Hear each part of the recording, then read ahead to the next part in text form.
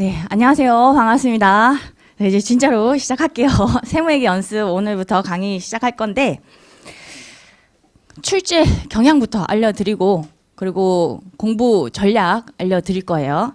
우리 세법은요. 요즘 들어서 난이도가 아주 쉽게 나오고 있어요. 난이도가 하 정도로 나오고 있습니다. 그래도 조금 자존심이 있으니까 중하 정도로 할게요. 중하 정도로 쉽게 출제가 되고 있는 경향이에요. 최근 5년간 그렇게 심하게 어렵게 출제가 된 적이 없었거든요.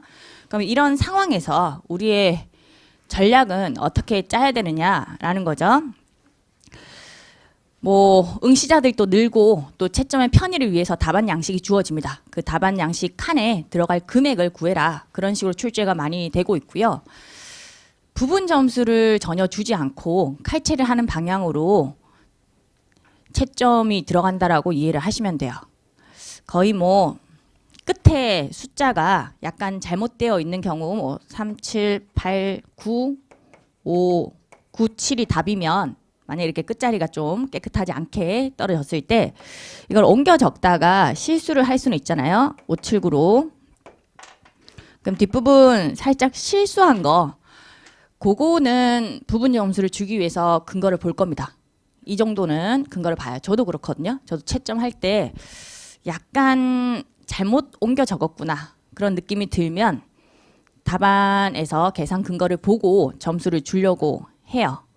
여러분들이 절대로 칼치한다고 해서 답안에다가 계산 근거 하나도 안 적고 빠르게 풀어야겠다 싶어가지고 답만 딱딱 적고 나오면요.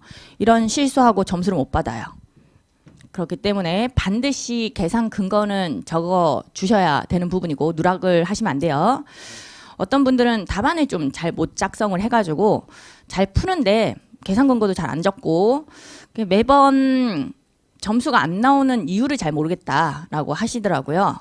근데 그런 게 사실은 답안 작성 요령이 좀 잘못되어 있을 가능성이 있거든요. 그리고 계산 근거도 잘 안 적었다라고 하면 칼같이 맞춰야 되는데 잘 못 맞췄을 경우에 그 부분 점수 조금이라도 1점이라도 2점이라도 좀 챙겨야 되잖아요. 그걸 놓쳐가지고 사실상 점수를 충분히 획득을 못한 게 아닐까라는 생각이 들더라고요. 계산 근거는 반드시 좀 적어주셔야 돼요. 칼체를 한다고 해도. 그리고 정확하게 실수 없이 문제를 푸는 게 중요합니다. 난이도가 높은 경우에는 부분 점수를 많이 줄 수가 있겠지만 난이도가 낮게 시험이 나오면 부분 점수를 거의 안 줘요. 주긴 주겠지만 아주 조금 줄 수가 있는 부분이니 여러분들은 실수 없이 정확하게 문제를 풀이하는 연습을 많이 해주셔야 돼요. 그러기 위해서는 모의고사를 엄청나게 치셔야 됩니다. 모의고사만큼 좋은 게 없거든요. 실전 시험처럼 시간 재고, 제한 시간 안에 모의고사를 풀어보는 거죠. 그리고 자신의 답안에 어떤 문제점이 있는지 내 글씨를 내가 알아볼 수 있는지 그런 것도 체크를 하시고요. 모의고사는 우리도 치면서 진행을 할 겁니다. 진도별 모의고사, 진도 어느 정도 나가고 모의고사 칠 거고 그런 식으로 해서 계속 모의고사는 응시할 수 있도록 제가 모의고사를 많이 제공을 해드릴 거예요. 문제는 많이 만들어 놨으니까요. 괜찮거든요. 그래서 모의고사 모의고사 치는 게 어떻게 보면 가장 중요하다라고 생각하시면 돼요. 우리 합격을 하기 위해서 화난 게 아니에요. 이게 그냥 화난 게 아니라 합격을 하기 위해서는 가장 중요한 게 이제 모의고사라고 생각을 하시고요. 그리고 제 강의가 여러분들이 많이들 이제 컴팩트하다 이런 얘기를 하죠. 컴팩트하다는 게 커버리지가 적다 이런 게 아니에요. 사실은 최근 기출 문제를 보면 제가 수업 시간에 얘기한 거 거의 다 나왔어요. 거의 100% 가까이 커버를 했거든요. 100%는 장담 못해요. 사실은 이제 세법은 양이 많고 하니까 100%는 장담 못해도 제가 수업 시간에 다뤘던 90% 이상의 내용들이 다 출제가 됐어요.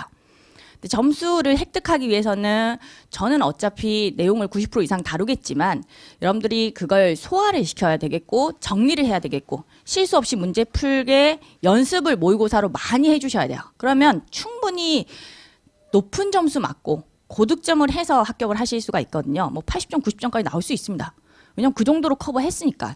근데 이제 문제가 연습이 충분하지 않아서 실수를 많이 해서 점수가 조금 미달하게 나올 수가 있으니까 모의고사를 반드시 좀 치기 싫다고 해도 응시를 하는 방향으로 진행을 하시는 게 좋을 것 같아요. 그 시험에 나오는 게 세법은 뭐 양이 무한대인데 뭐 요 정도 나온다고 생각하시면 돼요. 요 정도. 전체 무한대로 이쪽으로 쭉 뻗어 나갈 수가 있는데 다 나오는 게 아니에요. 시험에 나오는 거는 거의 한정적이라서 제가 수업 시간에도 시험에 거의 나오는 부분에서 약간 더 늘리는 방향으로 수업을 할 거예요. 이 정도. 혹시 모르니까. 이거는 예전에 나온 적이 있지만 또 이쪽에서도 나올 수도 있지 않나. 그래서 약간은 커버를 더 하긴 하겠지만 뭐 여기서도 나올 수 있겠죠.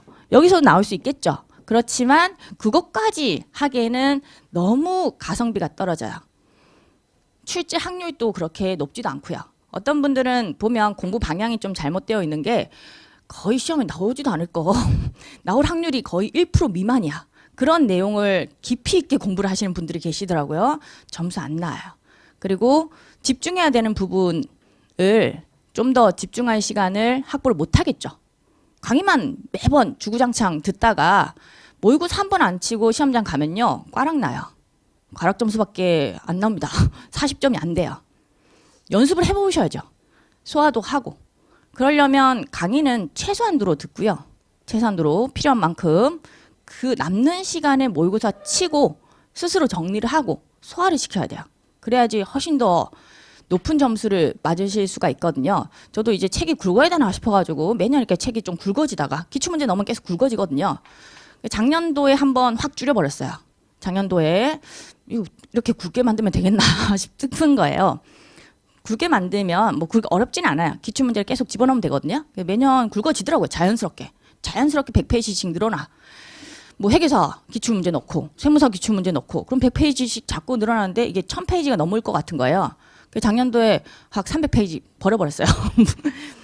만든 게 아깝긴 하죠. 사실은 그 문제 편집하고 교정 보고 개정사항 반영하고 아깝긴 해도 여러분들한테 독이 될 것 같아가지고 교재를 많이 굵게 만들진 않았습니다.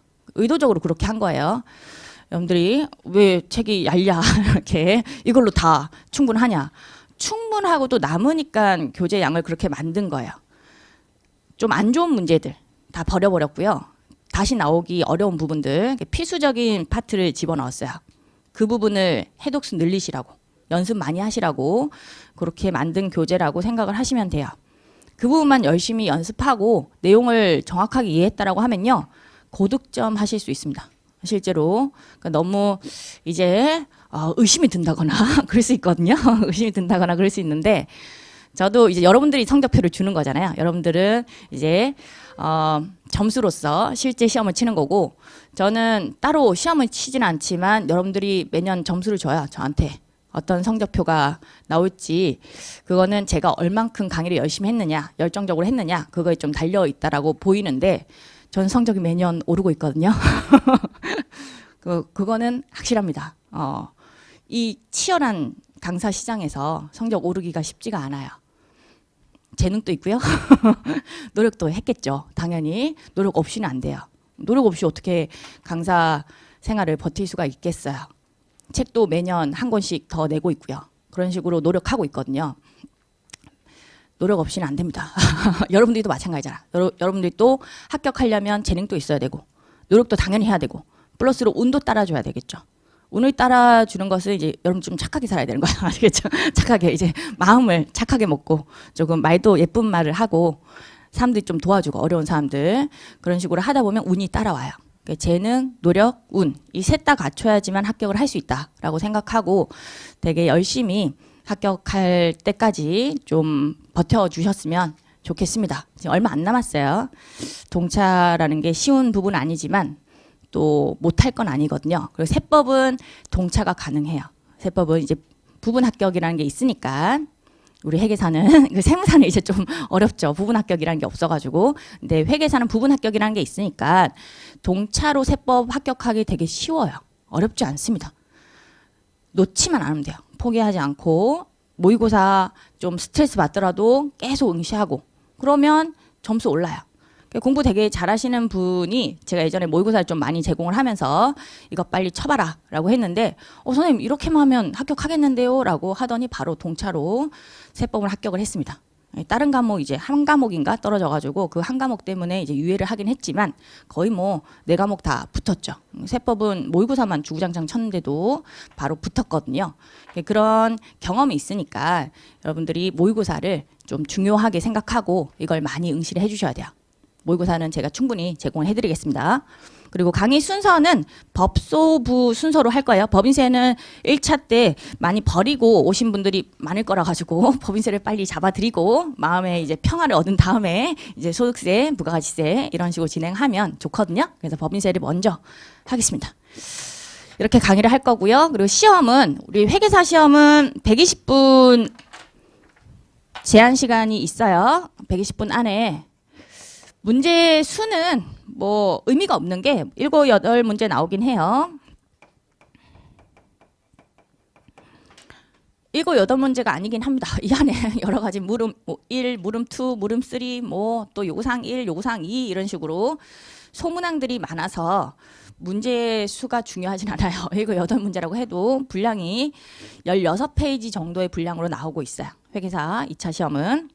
세무사 2차 시험 같은 경우에는 90분이 제한 시간이고요.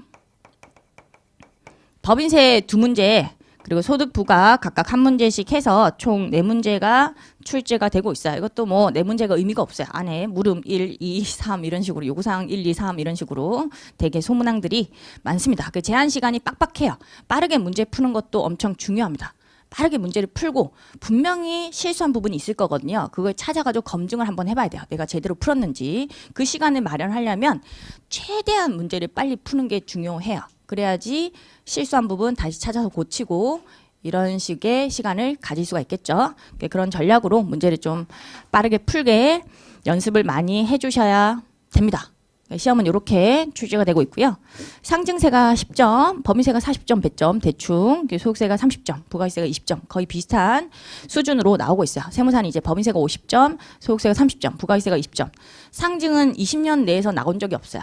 20년 전에는 나온 적이 있는데 20년 내에서 나온 적이 없으니까 세법학에서 공부하시면 돼요. 세무사 공부하시는 분들은. 그 세법은 회계사 공부하시는 분이든 뭐 세무사 공부하시는 분이든 같은 유형의 그리고 같은 난이도의 문제들이 주로 출제가 되고 있어가지고 공통 과정으로 주로 많이 진행을 하긴 해요. 근데 세무사 시험 또 임박해가지고 한 번 더 세무회계 강의가 들어가긴 합니다. 세무사 종합반이 또 개강이 되긴 할 거라서 그래도 아마 세무사 공부하시는 분들이 또 오신 분들 몇 명 있는 걸로 알고 있어요.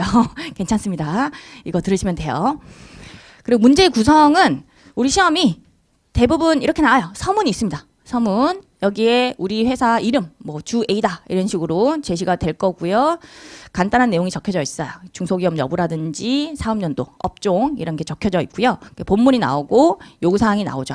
그럼 여러분들이 순서를 갖고 가실 때 서문부터 읽고 본문에 있는 경우가 있는데 순서대로 그러면 안 되고 요구사항부터 읽으세요. 모의고사 칠 때도 마찬가지로 반드시 습관적으로 요구사항을 읽으셔야 돼요. 그래야지 어디에다가 초점을 맞춰가지고 본문을 봐야 될지 그런 걸 훨씬 더 빠르게 캐치하실 수가 있거든요. 요구사항 읽고 마지막으로 본문.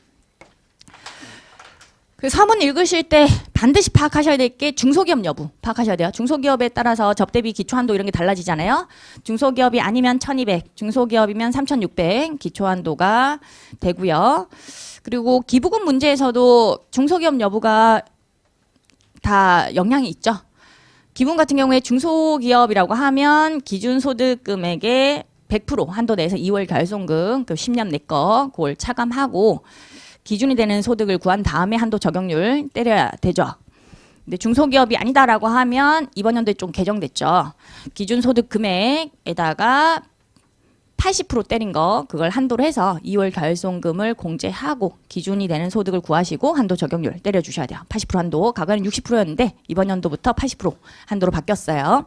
중소기업 여부가 영향이 있습니다. 뭐 중소기업이 아니더라도 회생계 인가의 결정을 받았다든지 법소정에 노력하는 법인들은 2월 결손금을 기준소득 금액의 100% 한도로 하긴 해요.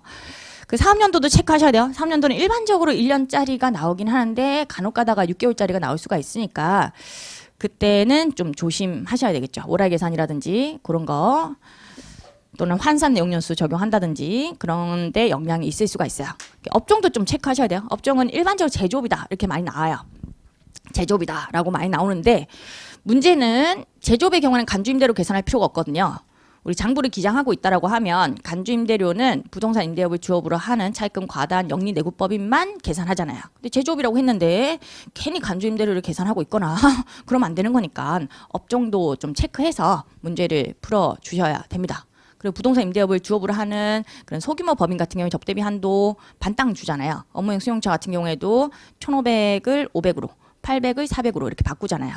그런 것 때문에라도 업종을 잘 체크하고 문제 푸셔야 돼요. 접대비는 기업회 기준상의 매출액 베이스로 수익금액 한도 이런 걸 구하는데 임대업이었다라고 하면 임대료 수익이 다 기업회 기준상의 매출액이 돼가지고 접대비 한도에도 영향이 있죠. 업종도 영향이 있으니까 이 세 가지는 반드시 파악을 잘하고 출발. 그 답안 작성인데 요즘에는 소득금액 조정 합계표를 답안 양식으로 많이 주면서 거기에다가 작성을 해봐라 라고 많이 나오고 있어요. 개별 세무 조정을 물어보는 경우는 별로 없지만 혹시라도 개별 세무 조정을 물어봤다라고 하면 적으셔야 되는 건데 한자로 적으면 조금 애매해요. 제가 채점을 많이 해봤거든요. 여러분들 어디 실수하나 그런 거 보려고 그 GS 같은 거 진행하면 직접 채점을 해봤는데 입금 산입인데 살짝 이렇게 끄나 그러면 이게 불산입인지 산입인지 약간 애매할 때가 있어요. 그래가지고 좋지 않습니다. 좋지 않아요. 한자가 명확하게 적으면 괜찮은데 불산입이라든지 산입 내가 글씨를 깨끗하게 깔끔하게 잘 적는다라고 하면 한자로 적으셔도 무방하고요. 만약에 글씨를 막 날려 쓴다라고 하면 차라리 한글로 적는 게 좋지 않나라는 생각을 합니다. 입금 산입, 입금 불산입. 왜냐하면 한글로 적으면 입금 산입은 4글자고 입금 불산입은 5글자니까 글자 수가 차이 나요. 명확하죠. 제대로 풀었는지를 알 수가 있습니다. 근데 좀 시간이 걸리겠죠. 가능하면 뭐 한자로 적더라도 깨끗하게만 잘 적어주셔도 괜찮을 것 같기도 해요. 그리고 과목은 전혀 중요하지 않아요. 채점을 할 때 응시자들이 너무 많잖아요. 너무 많기 때문에 과목까지 보면서 채점하는 경우는 거의 없다라고 이해하시면 돼요. 금액이 다 다르거든요. 답을 보면 금액만 봐도 알아요. 제대로 풀었는지 잘못 풀었는지 혹시라도 금액이 똑같은 게 있으면 그때는 과목을 좀 보고 구분을 하는 거죠. 그런 건데 얼토당토하는 과목을 적으시면 안 돼요. 업무무관 비용인데 매출액 이렇게 적어놓다든지 아무 때나 재고자산 이런 식으로 마음대로 적거나 그러시면 안 되고 대충 알아볼 수 있게만 적어주시고 업무무관 비용도 6글자인데 뭐 굳이 6글자까지 다 적을 필요 없겠고 업무무관 이렇게 4글자만 적으셔도 무방합니다. 알아볼 수 있게만 적어주시면 돼요. 글자 수를 풀로 적을 필요 없어요. 풀로 적으면 시간이 부족할 수가 있으니까 대충 축약을 해서 알아볼 수 있게 뭐 4글자로 줄인다든지 2글자로 줄인다든지 그런 건 괜찮아요. 대손 충당금 한도 초과액 이것도 풀로 대손 충당금 한도 초과액 이렇게 적고 있지는 마세요. 그냥 대충 이렇게 적으셔도 괜찮아요. 과목은 잘 안 봅니다. 왜냐하면 한도 초과액이 금액이 깔끔하지 않은 숫자일 거야. 235만 3,700원 뭐 이런 식으로 그렇게 나오면 결과적으로 금액만 딱 봐도 맞는 답인지 틀린 답인지 채점하시는 분이 다 알아요. 그러니까 굳이 과목에 신경 쓰실 필요가 없어요. 어떤 분들은 답안을 처음 작성을 해보니까 너무 풀로 적더라고요. 너무 그렇게 풀로 적으면 시간이 부족합니다. 부족하지 않게 계산만 열심히 해주시고 숫자는 명확하게 적어주셔야 돼요. 숫자를 좀 날렸으면 이게 2자인지 5자인지 그런 걸 잘 모르게 적는 분들이 또 계시더라고요. 이건 알아볼 수 있게 1자인지 2자인지 3자인지 4자인지 그런 건 다 알아볼 수 있게 정확하게 적어주시고 원 단위로 적으셔야 돼요. 반드시 답은 원 단위로 100만 단위로 적으시면 안 돼요. 100만 단위로 적으시면 안 된다는 의미로 제가 이렇게 적은 겁니다. 기타 사유출도 이렇게 적으면 안 된다는 의미예요. 기타 사유출 하시면 안 되고 6글자로 기타 사유출 이거는 풀네임으로 적어주셔야 돼요.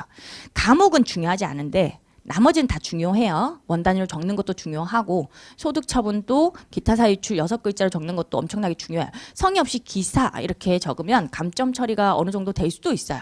그런 리스크가 있기 때문에 절대로 기사 이런 식으로 적고 넘어가시면 안 됩니다.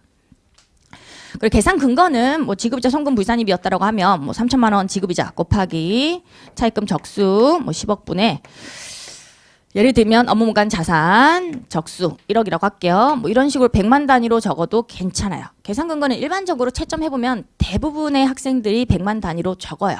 그게 문제시 되진 않거든요. 답만 원 단위로 적어주시면 돼요. 계산 근거는 100만 단위로 적으셔도 괜찮습니다. 상관없어요. 그리고 교재 같은 경우에는 2023년 세법 요약서 요걸로 할 거고요. 그리고 2023년 세무회계 연습 교재를 할 거고, 세무회계 연습 뒤에 붙어있는 필기 노트 이번에 처음 만든 제 작품입니다. 제가 이제 성의껏 이렇게 처음부터 끝까지 제가 다 만들었어요. 이제 출판사에서 해준 거는 간지 넣어준 거, 그거 간지랑 밑에 글자 밑에 이제 바닥글 있잖아요. 바닥글에 세무회계 연습이라고 찍혀 있을 거예요. 그거 넣어줬어요. 출판사에서 간지랑 그 밑에 거 넣어줬고, 처음부터 끝까지 제가 한글로 다 친 거예요. 그리고 제가 다 딱지 붙인 거예요. 동그라미 이렇게 네모 이런 거 제가 다 친 겁니다. 그래서 색깔도 제가 다 넣은 거예요. 요 색깔이 이쁠 것 같은데 연보라색 이런 식으로 넣고, 노란색 이렇게 넣고, 그것도 제가 다 한 거거든요. 그래서 힘들었습니다. 힘들었어요. 죽는 줄 알았어요. 도움 되실 겁니다. 여러분들은 이제 공부를 제대로 하는 게 중요하거든요. 어떤 거 하나라도 제대로 문제 풀고 정확하게 문제 풀고, 요즘 채점 할 때 다 칼체니까 그때는 내용 자체를 잘 숙지하는 게 중요한데, 막 필기를 하면서 또 강의 듣고 그럴 시간이 없어요. 강의 들을 때는 필기 좀 하지 마시고요. 가급적이면 강의 집중해서 제가 무슨 얘기를 하는지 그거에 초점을 맞춰 주셔야 돼요. 그래야지 훨씬 더 강의를 잘 듣고 공부를 제대로 하실 수가 있거든요. 그래서 필기 부담 좀 없으시라고 노트 만든 거니까 그걸로 활용을 하시면 좋을 것 같아요. 모범 답안은 아닙니다. 왜냐하면 원 단위로 안 되어 있을 거예요. 그냥 판사하는 거. 판사하면서 문제 풀 때는 다 100만 단위로 문제 푸니까 그 답안 양식에도 다 100만 단위로 넣어놨는데, 모범 답안은 아니니까요. 당연히 답안 양식에는 원 단위로 적으셔야 돼요. 아시겠죠? 원 단위로. 그건 좀 주의해 주시고, 이제 강의 시간은 좀 정해놓고 할 거예요. 아침 9시에 오시면요, 9시부터 10시 15분까지 첫 타임이 좀 길어요. 75분 수업을 할 거고요. 이제 두 번째 타임도 좀 길게 한 15분 쉬고 10시 30분부터 시작해서 11시 45분까지 75분 강의를 진행을 할게요. 그리고 12시부터 또 시작해가지고 1시까지 60분. 쉬는 텀은 15분인데 15분 내에 질문 같은 게 많이 들어오면 제가 쉴 수도 없고, 여러분들이 또 여러분들은 쉴 수 있나? 몇 명을 모시고 하여튼 그 질문이 들어오면 쉬는 텀이 좀 길어질 수가 있어요. 제 질문 답변을 하다가 뭐 화장실 갔다 왔다가 이러다 보면 15분이 아니고 20분이고 25분이고 쉴 수 있거든요. 그럼 진도가 잘 안 나가더라고요. 그래서 쉬는 텀이 좀 길어지지 않기 위해서 질문은 4시 이후에 좀 해주시면 좋을 것 같아요. 수업 끝나고 4시 이후에 왕창 제가 여기서 답변 다 해드리고 갈 거예요. 4시에서 뭐 5시까지 1시간도 괜찮으니까 그때 답변 해드릴 거니 그때 몰아서 좀 해주세요. 쉬는 시간에 하면 쉬는 시간 너무 짧아요. 저도 약간 화장실도 갔다 와야 되거든요. 그러니까 요때는 질문을 조금 밀어두셨다가 나중에 요때 질문해 주시면 되고, 점심시간은 1시부터 2시까지 제가 5분 정도 더 드립니다. 어차피 제가 오전 수업, 오후 수업 할 거니까 점심시간 5분의 행복이잖아요. 그래서 점심시간은 5분 더 드려요. 5분 더 드리고 거의 1시부터 2시 5분이나 뭐 이렇게 오전 수업을 몇 시에 마치냐에 따라서 조금 5분을 플러스 해가지고 드리는 방향으로 할게요. 2시 5분에 오시거나 뭐 2시 10분에 오시거나 그런 식으로. 1시에 마치면 2시 5분. 뭐 1시 5분에 마치면 2시 10분 이런 식으로 해서 알려드릴 거니까 그렇게 점심 먹고 오셔가지고, 네 번째 타임은 60분 정도 할 건데 이것도 여러분들 상태를 좀 봐가지고 너무 졸려 하신다라고 하면 한 50분에 끊고 바로 좀 쉬다가 다시 요 뒤에 시간을 좀 길게 하고 뭐 이런 식으로. 이 60분, 50분은 왔다 갔다 할 수 있어요. 이게 50분, 이게 60분 정도 될 수가 있으니까 그거는 감안하시면 될 것 같고, 그 네 번째 타임하고 다섯 번째 타임은 짧게 끊어서 하니까 훨씬 더 수월하게 느껴지실 거라고 생각이 들어요. 첫 교시하고 두 번째 교시가 뭔가 되게 집중을 해야 되고 힘들구나 그런 느낌이 들 건데, 나머지는 짧게 끊어서 하루에 5번 강의를 들으면 끝난다라고 생각하시면 돼요. 5개 강의. 그리고 4시 이후에는 Q&A 진행을 할 거고요.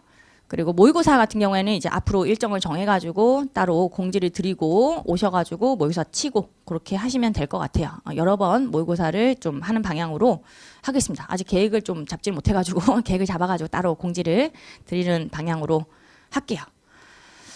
그리고 공부하면서 이제 어려운 거 있으면 제가 5층 강사실에 주로 있습니다. 거의 매일 수업이 있어요. 매일 수업 있으니까 다른 기본반도 있고 해가지고 5층 강사실에 오셔가지고 뭐 상담 같은 거 받아가시면 될 것 같아요. 5층 강사실 오시면 아주 아늑한 분위기, 가족 같은 분위기가 느껴지실 건데 우리 학원이 그래도 되게 친숙한 느낌이 있긴 하거든요. 여러분들이 뭐 강사님하고 거리감이 느껴진다든지 그런 게 전혀 없어요. 그냥 아줌마 같구나, 아저씨 같구나, 엄마 같은데, 아빠 같은데 뭐 이런 느낌으로 접하실 수가 있으니까 5층 강사실 오시면 그런 분위기를 더 느끼실 수가 있어요. 아주 아늑하면서 조금 더럽고 그렇거든요. 지저분하고 책 너저분하게 막 흩어져 있고 깔끔하진 않아요. 그렇지만 그래도 친숙한 분위기, 친근한 분위기를 느낄 수 있으니까 한번 오셔가지고 상담 받고 하시면 좋을 것 같습니다. 제 카페에 있는 거 아시죠?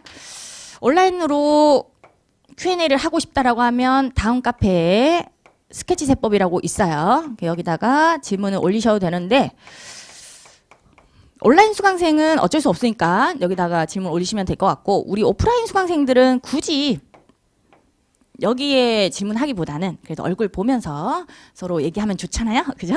그러니까 저도 오프라인으로 그냥 답변해드린 게 좋아요. 그러면 여러분들이 뭐 이게 궁금하다라고 하면 이게 궁금한 건지 저게 궁금한 건지 제가 또 물어볼 수도 있고 온라인으로 물어보면은 뭐가 궁금한 건지 잘 모르겠더라고요. 그 글로 적으니까. 딱 집어가지고 뭐가 궁금한 건지 몰라가지고 대충 이게 궁금한 건가 싶어가지고 그걸 답변을 해주면 되는 건가 추정을 해가지고 답변을 달거든요. 그래서 좀 상호작용이 안 돼서 문제점이 있긴 합니다. 그래서 오프라인으로 질문해 주시면 여러분들 궁금하신 거 딱 집어가지고 서로 상호작용하면서 해결을 해드릴 수 있으니까 훨씬 좋을 것 같아요. 자, OT는 이 정도 하면 될 것 같습니다. 이 정도 하면 될 것 같고 이제 강의를 진행을 해보도록 하죠. 범위세부터 진행할게요.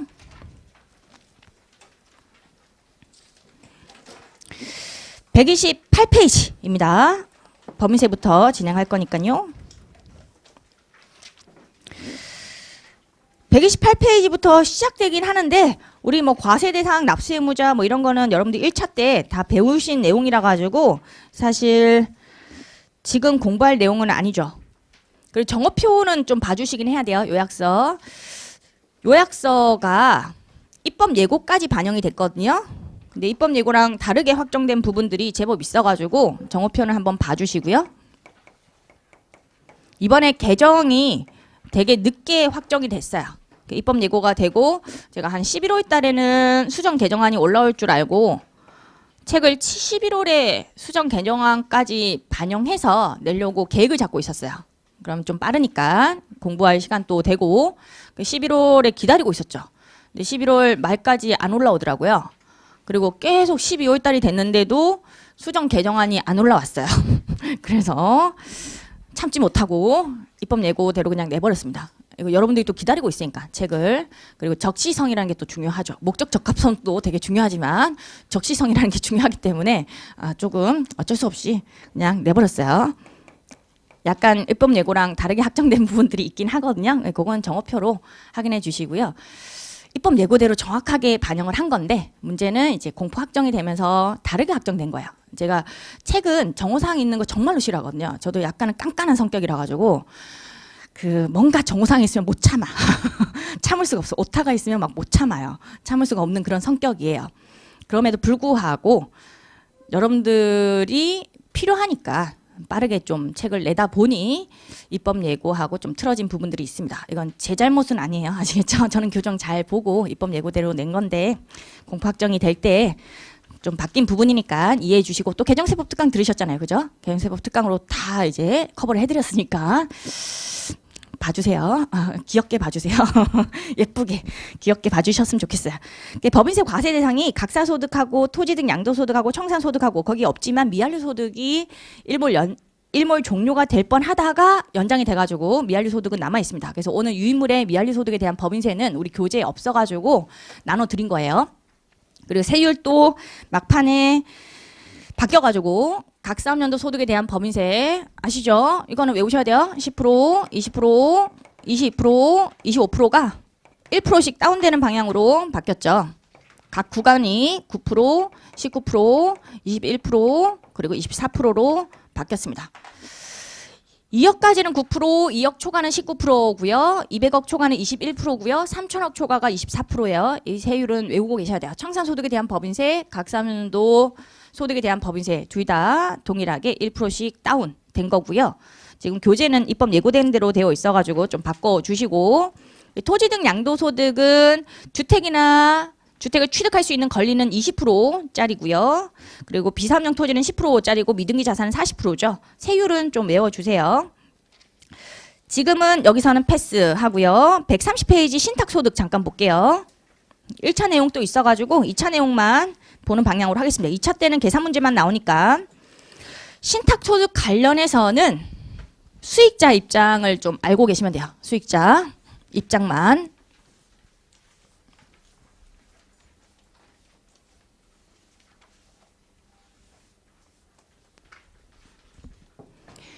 원래 수익자가 지정되었다. 수익자가 지정되어 있지 않다. 이렇게 나뉘죠.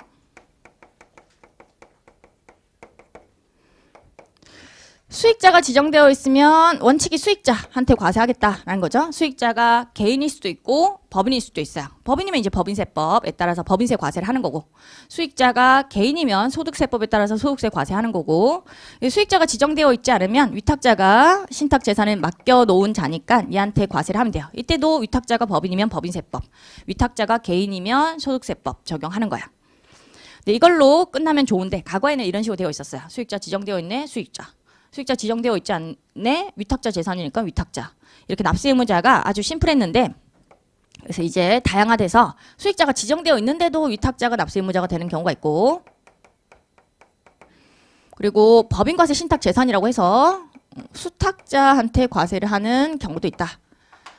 이런 게 생겼다라고 생각하시면 돼요. 중간에 위탁자가 그 신탁 재산을 집에 통제하고 있다라고 하면 아무리 수익자가 지정되어 있다고 해도 위탁자를 납세 의무자로 봅니다.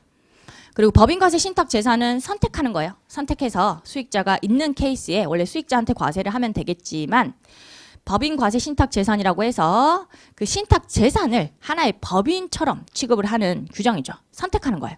이걸 선택을 했다라고 하면 법인과세 신탁 재산이 하나의 법인이 되는 거예요. 사실 법인과세 신탁 재산은 뭐 부동산 맡겨둔 거라고 하면 부동산이에요. 부동산은 손발이 있는 건 아니잖아요. 뭐 직원이 있고 공장이 있고 물건 찍어 만들고 그런 것도 아님에도 하나의 내국 법인처럼 취급을 할 거야 라는 거죠. 내국 법인. 그리고 법인과세 신탁 재산 같은 경우에 사람이 아니니까 이제 수탁자가 이제 자산 운용사 같은 데예요. 얘는 거주자일 수도 있고 내국법인일 수도 있죠. 사람일 수도 있고 하나의 법인일 수도 있어요. 이 자가 납세 의무를 이행을 하게 되는 겁니다. 수탁자가. 얘는 손발이 없으니까 수탁자가 이를 대신 하는 거죠. 여기서는 뭐 외국법인 이런 게 나오진 않아요. 다 내국법인, 거주자, 비거주자도 나오지 않는 동네라고 이해하시면 돼요. 이때 수익자가 있는 경우에 법인과세 신탁 재산이라는 걸 선택을 할 수가 있어요. 수익자가 이렇게 있다. 2명 이상은 있어야 돼요. 수익자 A가 있고 이제 수익자 B가 있다.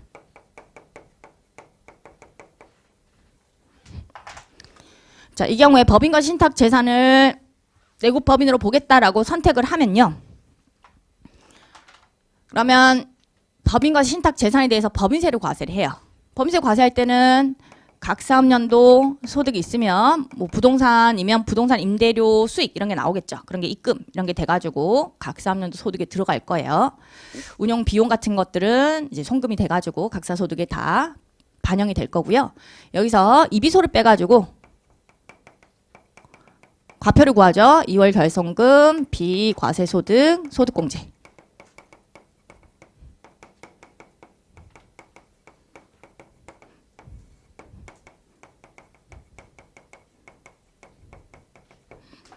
이렇게 과표를 구할 건데 수익자에게 배당 준 게 얼마였냐면 각사소득이 100인데 수익자 A한테 20의 배당을 주고 수익자 B에게 한 50의 배당을 줬다고 할게요. 그러면 이제 소득공제로 70 정도를 빼줍니다. 과표는 이제 30. 이런 식으로 되겠죠. 여기서 좀 갖고 가셔야 될 게 뭐냐면 소득공제를 해주니까 과표에 70이 안 들어가 있어요. 그래서 수익자 A가 뭐 법인일 수도 있고 개인일 수도 있겠죠. 수익자 A는 법인이라고 하고 B는 개인이라고 할게요. 그럼 수익자 입장에서 배당을 받은 거에 대해서 이중과세 조정을 할 필요가 없어요. 이미 법인과 신탁 재산 단계에서 배당 소득공제를 통해서 과표 안 들어왔으니까 과세가 안 된 부분이죠. 과세가 안 된 채 배당이 왔으니까 이중과세 조정은 없고요. 수입 배당과 입금 보유산입이 안 된다. 그게 결론이에요. 이거는 반드시 알고 계셔야 되는 부분. 익불하지 않는다. 그 수익자 B 같은 경우는 개인이었다라고 하면 그로스업 하지 않습니다. 이 배당에 대해서는.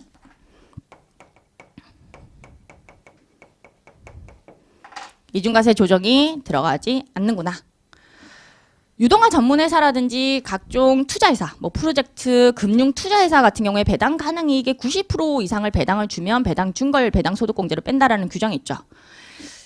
근데 여기서는 90% 이상 배당을 줄 것 이런 요건 없어요. 그냥 배당 주면 배당 준 거 다 빼줍니다.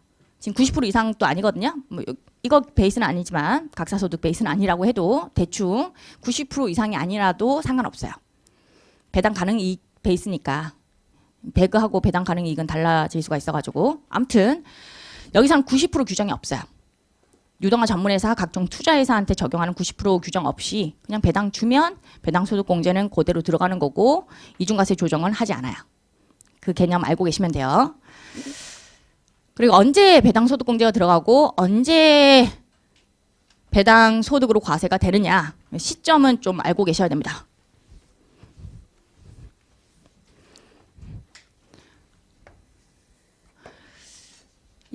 2023년도에 각사소득을 벌었다고 할게요. 이게 2023년도 분이에요. 그 2023년도 잉여금 같은 경우에 언제 잉여금 처분 결의를 하냐면 다음 연도에 잉여금 처분 결의를 하죠. 일반적으로 12월 말 법인이면 한 2월 달 또는 3월 초에 잉여금 처분 결의를 해요. 2024년도에 하겠죠. 이때 결의를 합니다.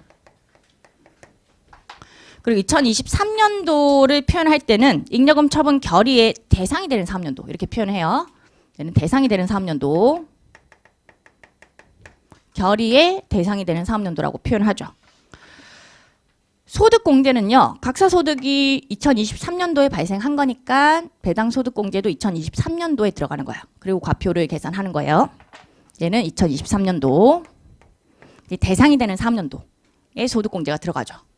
그리고 수익자 입장이 나올 수가 있는데 수익자 입장에서는 언제가 배당소득의 수입식이냐. 잉여금 처분 결의로 받은 배당은요. 잉여금 처분 결의일이에요. 2024년도가 되겠죠. 이게 흔들리시면 안 돼요. 이건 배당을 준 자 입장이고 법인과 신탁재산 입장이고 그건 2023년도 배당소득공제가 들어가요. 그렇지만 수익자 입장에서는 배당 받은 쪽 입금이 되는 시기, 배당소득이 되는 시기는 그 다음 연도 잉여금 처분 결의일이 속한 연도가 돼요. 이번 연도 소득도 아닌데 막 근로소득 안 되는구나 이런 식으로 막 집어넣고 그렇게 하시면 안 되고 이번 연도 건지 내년도 건지 작년도 건지 그런 거 잘 파악해가지고 문제를 풀어주셔야 돼요. 수익자 입장이 나올 가능성이 더 높아요. 아시겠죠? 법인과세 신탁재산 너무 특이하잖아요.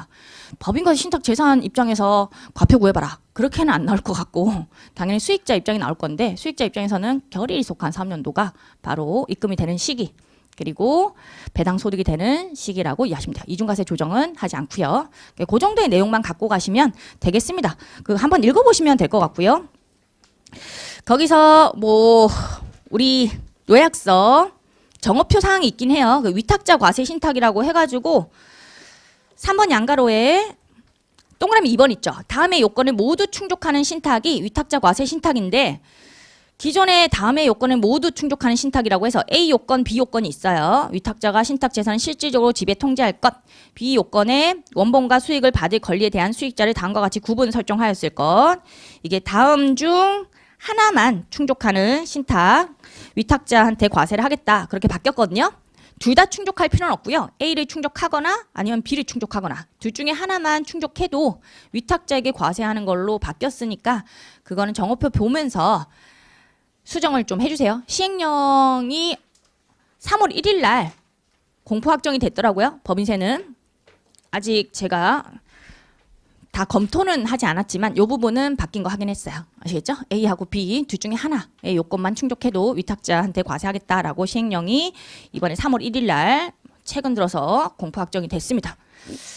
입법 예고된 대로 동일하게 공포 확정이 된 부분이죠. 혹시라도 다르게 공포 확정이 된 게 있는지 제가 좀 더 검토를 해볼 거예요. 아직 시간이 좀 부족해가지고 몇 개만 좀 봤는데 이 부분은 그대로 공포 확정이 됐더라고요. 그 내용 알고 계시면 되고 그 법인과세 신탁재산 한번 읽어보세요. 수탁자에게 뭐 과세하는 법인과세 신탁재산. 자, 이제 넘겨서 2차 목적으로 계산 문제 내용만 볼게요.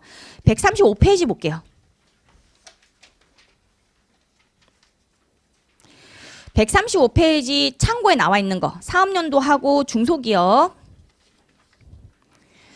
사업연도가 1년 미만인 경우에 주의할 점 따로 정리를 해놨어요. 그리고 중소기업인 경우에 세제 혜택, 중소기업이 아닌 경우하고 차이점 정리를 해놨습니다.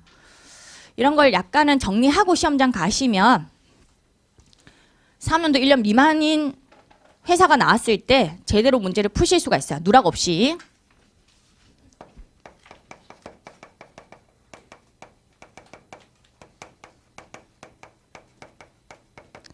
자, 사업연도 1년 미만인 경우에 체크를 해야 되는 부분들이 뭐냐면 첫 번째로 접대비, 기초한도, 월할 계산하는 거 그 체크를 좀 하고 문제를 풀어주셔야 돼요. 1200이나 이제 3600 이게 연한도죠. 중소기업 아니면 1200, 중소기업이면 3600인데 연한도니까 12분의 사업연도 월수 그걸 넣어가지고 계산을 좀 해주셔야 돼요. 연한도예요. 결과적으로 한 달 한도는 중소기업 아니면 한 달에 100만 원, 월 100만 원이고 중소기업이면 한 달에 300만 원이 되겠죠. 그죠? 12개월로 나누면 그런 식으로 한도를 주고 있습니다. 그리고 1개월 미만은 1개월로 본다라고 되어 있어요.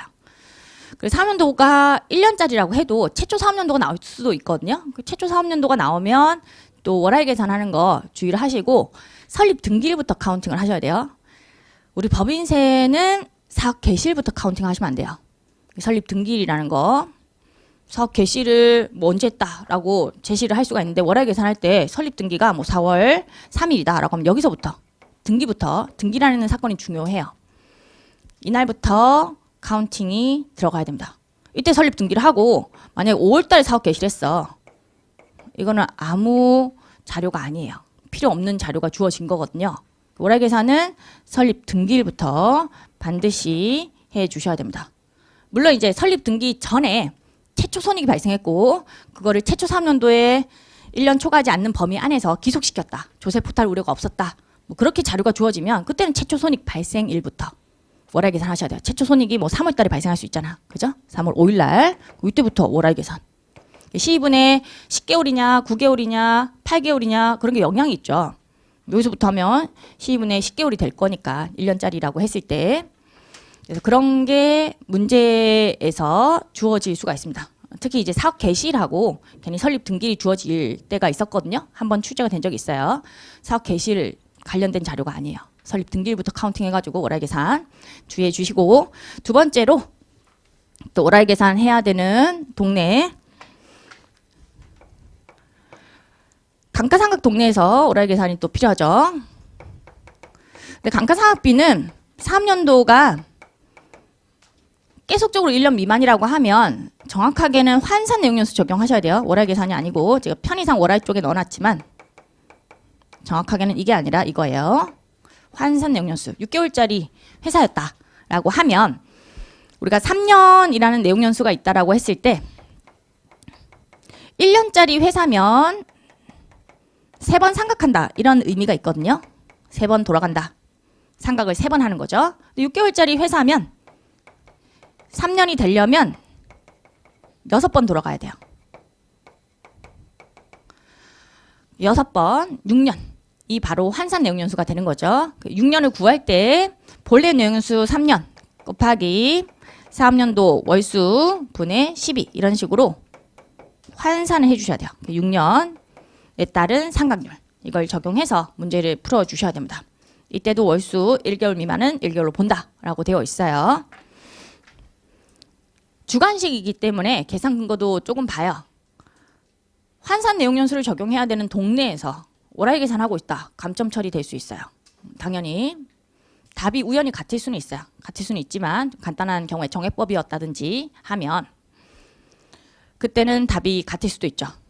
그래도 감점이 될 수 있으니까 반드시 환산 내용연수를 적용해야 되는 동네에서는 환산 내용연수 적용하시고요. 3년도 계속적으로 1년 미만이면 월할 계산을 적용해야 되는 동네는 3년도는 원래 1년짜리인데 일시적으로 1년 미만이 되는 경우도 있죠. 3년도 변경이나 의제 이런 규정에 의해서 그때만 월할 계산 일시적으로 1년 미만 또는 1년짜리 회사인데 신규로 취득한 자산 같은 경우에 단계 신규로 4월 달에 취득했어. 그러면 12분의 9개월 이런 식으로 월할 계산이 들어갈 수 있겠죠.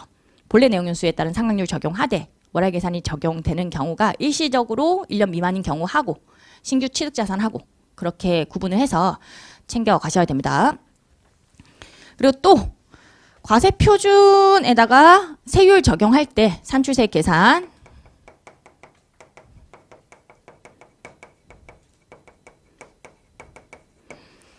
우리 세율이 누진세 구조니까요. 연한산한 과표에다가 세율을 적용을 해주셔야 돼요. 과표가 2억이라고 할게요. 이제 바뀐 세율로 적용을 해주셔야 되는 건데 3년도 6개월짜리 회사였다고 할게요. 그럼 2억에다가 바로 세율 2억까지는 9%네 해가지고 1800 이렇게 나오면 안 돼요. 이걸 연한산하고 출발해야겠죠. 연한산하면 이제 4억이 될 건데 4억은 이렇게 구한 겁니다. 6개월짜리 회사면 6개월분의 12개월 해가지고 연한산이 들어간 거고요.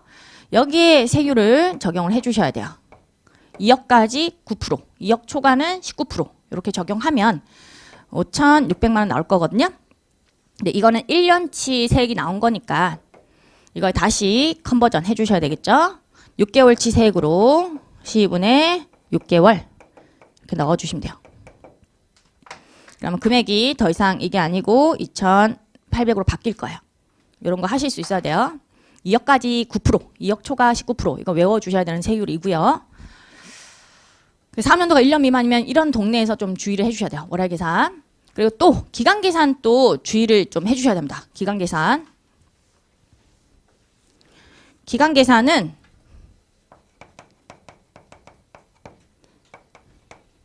기부금 같은 경우에는 2월 송금 산입이 되거든요. 2월 되는 기간이 10년으로 되어 있죠. 10년간 2월. 6개월짜리면 10년 카운팅할 때 조금 주의를 해주시긴 해야 돼요. 연도로는 지금 2023년도니까 소급해서 10년 전이면 2013년도예요. 2013년 1월 1일 이후 발생한 기부금 한도 초과액은 이번 연도까지 한도를 만나고 송금 산입이 될 수가 있어요. 송금 산입 기타가 될 수 있죠. 과거로부터 2월 된 게 먼저 한도 만나고 송금 산입 기타하고 그다음에 단기분이 나머지 한도를 만나는 거예요. 자, 그런 구조로 되어 있고요. 이거랑 또 2월 결손금 같은 경우에도 계산 문제에서는 10년 그리고 과표 계산 단계에서도 2월 결손금 발생연도 제한이 있고요. 기부금 한도 계산 단계에서도 기준소득금액에서 차감하는 2월 결손금은 발생연도 제한이 있어요. 10년으로 기억하시면 돼요. 우리 계산 문제에서는. 뭐 15년짜리도 있는데 15년짜리는 어차피 2020년 1월 1일 이후에 발생한 2월 결손금이 5년간 이월된다는 건데 그 이전 거 2013년도 거 그런 거는 10년간 이월되는 거고요. 2012년도 거는 10년간 이월되는데 2월 기간 지났어요. 그래서 지금 과표 계산 단계에서는 공제를 할 수가 없거든요. 10년으로 기억하시면 돼요. 10년으로. 날짜로는 2013년 1월 1일 이후분이 지금 과표 계산 단계에서 뺄 수 있는 2월 결손금이다. 또 기준소득금액에서 뺄 수 있는 2월 결손금이다. 그걸 알고 계셔야 되겠죠. 10년을 카운팅할 때 사업연도가 예를 들면 11기에 발생한 2월 결손금이야. 그리고 지금이 23기로 제시가 된 거예요. 지금 23기고 11기 발생한 2월 결성금은 여러분들이 자칫 잘못하다가 보면 차이가 12기구나. 12년 이러면서 10년이 지났구나 라고 잘못 카운팅을 할 수가 있어요. 1년짜리면 10년 지났죠. 그래서 2월 결성 공제가 안 되겠지만 6개월짜리 회사라고 하면 지금 10년이 지난 게 아니거든요. 12기 차이가 나면 6년밖에 안 지났어요. 6년 지났으니 과표 계산 단계에서 뺄 수 있잖아요. 기부금도 마찬가지로 2월 송금 산입을 할 수 있죠. 6년 전 거니까. 그래서 주의하셔야 됩니다. 월할 계산 쪽은 6개월짜리 회사니까 잘했어 내가.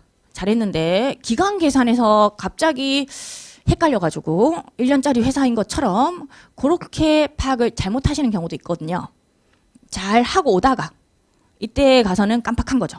또 1년짜리인 줄 리셋이 돼버렸어. 리셋이. 그렇게 되는 경우가 있어요. 문제 풀다 보면 정신이 없으니까 6개월짜리 회사로 봐가지고 계속 하다가 기간 계산에 있어서는 6년밖에 안 지났는데 10년이 지났구나 이런 식으로 문제 잘 풀고 나와가지고 점수는 안 나오고 그런 문제점이 발생할 수가 있죠.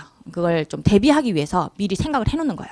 지금 시간적인 여유가 있을 때 많은 생각을 해놓으셔야지 실제 시험장 가면은 제한 시간 안에서 그런 시간의 압박을 견디면서 문제를 풀어야 돼요. 정신 하나도 없을 거거든요. 계산기도 막 미친 듯이 두드려야 돼요. 그걸 지금 많이 대비를 해놓으셔야 돼요. 그리고 그걸 대비하기 위해서는 사실 수업 듣는 것보다 모의고사 치는 게 짱입니다. 제가 뭐 에듀윌이 합격이다 이게 아니라고 맨날 말씀드리거든요. 모의고사 많이 치면 합격이에요. 합격. 모의고사를 주구장창 치면 합격. 우리 뭐 선전에서 그런 얘기 하잖아요. 에듀윌이 뭐 합격이다 이런 식으로. 다 필요 없어요. 모의고사를 많이 쳐야지 합격합니다. 기간 계산하고 월할 계산 좀 알려드렸어요. 그 1번에 나와 있는 게 4학년도 1년 미만인 경우에 주의할 점이죠. 월할 안분 계산. 접대비 기초한도 동네에서 계산 잘 해주시고 또 감가상각비 상각 범위에 계산할 때도 한산 내용연수 그거 좀 적용해 주시고요. 아예 3년도가 1년 미만이라고 하면 그리고 과표도 연한산 해가지고 법인세 산출세액을 잘 누진세율 때려가지고 계산을 해주셔야 돼요. 그 1개월 미만은 다 1개월로 보는 동네죠. 그리고 기간 계산은 기부금 한도 초과액 2월 송금 산입 10년 2013년 1월 1일로 기억하셔도 돼요. 2013년도 거를 이번에 송금 산입할 수 있구나. 2월 결성금도 계산 문제 대비로는 10년으로 간단하게 2013년 1월 1일 이후 거 그걸 과표 계산 단계에서 그리고 기부금 한도 계산 단계에서 뺄 수 있구나. 그렇게 잡고 가시면 좋을 것 같아요. 중소기업인 경우에 세제 혜택 요거 좀 보면요. 요까지 정리할게요.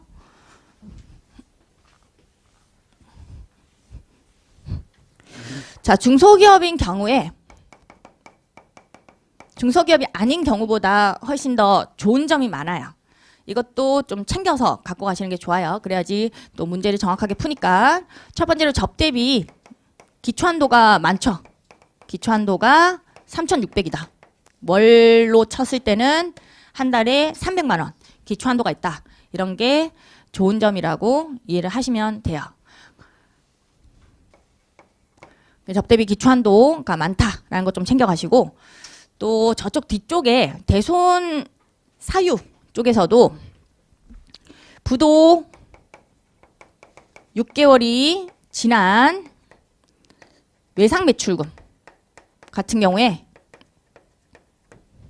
중소기업만 대손 사유로 인정해줘요. 외상 매출금 엄수표는 뭐 중소기업이나 중소기업이 아니든 상관없는 부분이고 채권자인 내가 중소기업이어야 돼요. 채권자. 내가 서문에 나와 있습니다. 서문에 내가 중소기업인지 아닌지가 나와 있는데 내가 중소기업이면 대손 사유로 인정을 해줘요. 결산 조정 사항이긴 하죠. 결산 조정으로 대손 처리하면 대손금으로 인정해 줄게. 다음 비만가액은 1,000원 남겨두긴 해야 돼요. 그걸 제외하고는 다 송금으로 인정을 해줍니다. 이거 말고도 해수기일이 2년 이상 지난 외상매출금 이런 것도 중소기업만 대손 사유로 인정해줘요. 이것도 결산 조정 사항. 해수기일이 2년 이상 지났다. 장기간 미해수한 채권이죠. 중소기업만 인정을 해줍니다. 어떤 사건도 없는데 장기간 미해수하고 있다라고 하면 중소기업은 대손 사유예요. 결산 조정하면 송금 인정해줍니다. 그런 게 중소기업이 아닌 경우하고 차이가 나는 거니까 또 챙겨가시고 또 2월 결손금 공제 한도가 100%죠.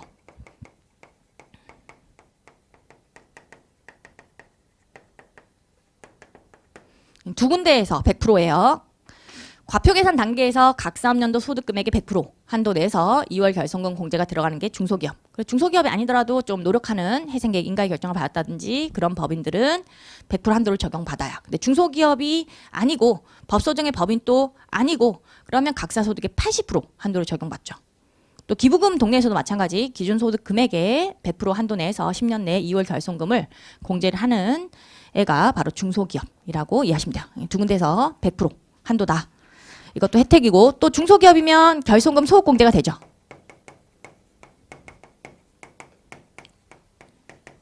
중소기업이 아니면 결손금 소급 공제가 안 됩니다. 그 결손금 소급 공제를 할 때는 이런 문제 풀 때는 정기 세율 적용하셔야 돼요. 작년도 세율.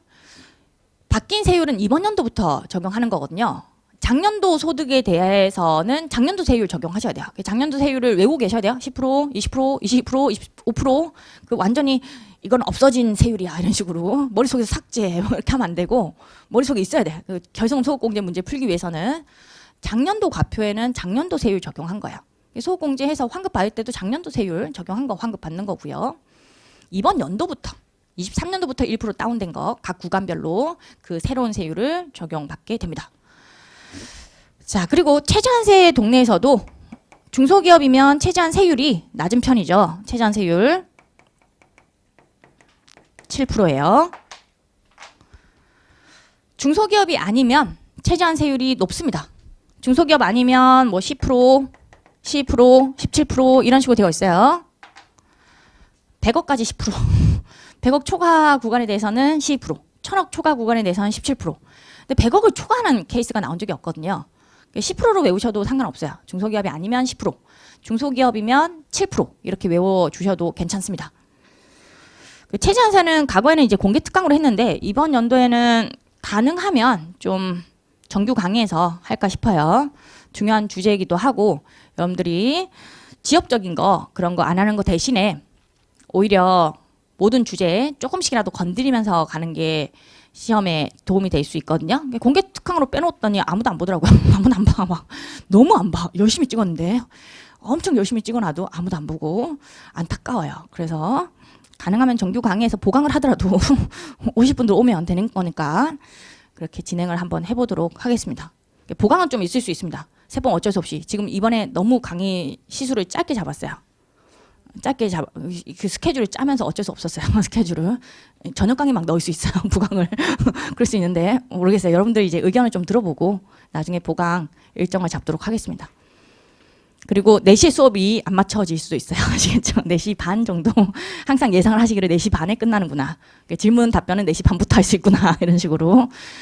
그 조금은 오버가 되더라도 시간이 보강 횟수를 좀 줄인다라는 생각으로 참고 견디시면 좋을 것 같아요. 그래도 6시까지 안 하는 게 어디예요? 여러분들이 4시에 수업 끝나니까 조금 만족도가 높더라고요. 4시 반에 해도 크게 저항하거나 이렇게 막 이렇게 그런 게 없더라고요. 저항을 막 하거나 막 데모를 하거나 그런 건 없어가지고 괜찮은 것 같긴 한데 모르겠어요. 그 최저한 세율은 7%입니다. 이거 외워주시고요. 중소기업이면 최저한 세율 7%, 낮은 세율 적용하는 거고요. 또 연금의 인력개발비 세액공제를 많이 해주죠. 중소기업은 인력개발비 세액공제를 많이 해주고 세액공제율이 높아요. 거기다가 플러스로 최저한세 적용 대상이 아니에요. 중소기업이면. 연금의 인력개발비 세액공제는 중소기업이 아니어야지만 최저한세 적용을 받아가지고 배제가 될 수가 있어요. 배제된다는 게 안 좋은 거죠. 세액공제를 못 받은 거니까. 혜택을 못 받은 거면 안 좋은 거야. 근데 중소기업은 최저한세 적용 안 하고 무조건 빼줄게. 무조건 깎아줄게. 이거니까 좋은 거라고 이해를 하시면 돼요. 이런 점에서 좋은 점이 있고 또 중소기업은 분납 같은 경우에 분납 기한이 2개월이에요.